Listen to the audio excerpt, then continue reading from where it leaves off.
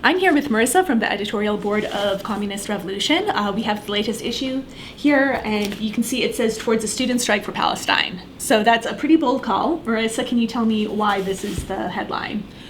Well, we're coming up to almost a year since the genocide began, and it's still going on. We've seen some massive movements against this. We've seen the protest movements come and go. A lot of people participated in that, but they unfortunately didn't lead to anything. We saw the encampment movement this summer, which was very inspiring, but also unfortunately quite limited, and those were all shut down. So what's the next logical step here? Lots of people still care about Palestine, still want to do something.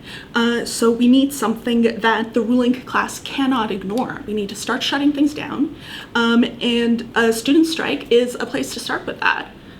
Yeah, absolutely. It really does seem like the next logical step to escalating the movement. You know, students are coming back to school in September. They're going to be angry. But how do we actually make that happen? Yeah, well, we can't do a student strike on our own, right?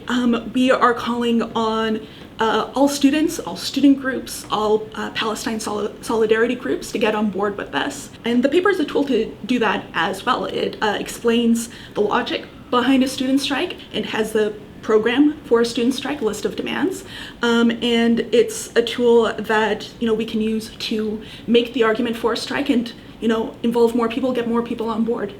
Yeah, absolutely. There's all the arguments for a strike right here that students can use across the country to get people on board with it. I was just looking through the paper and there's lots of other stuff in here too. While I have you here, can you tell us anything else about what's featured in the paper this month?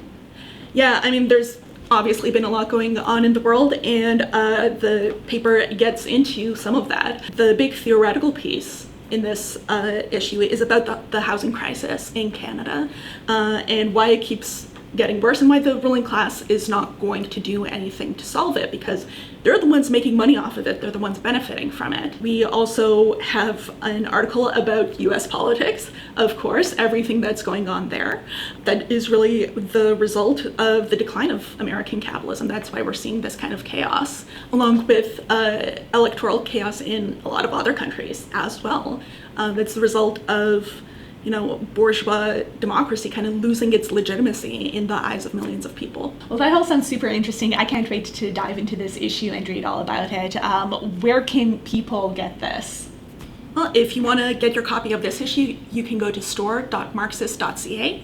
And if you want to never miss an issue, you can get a subscription at marxist.ca/subscribe.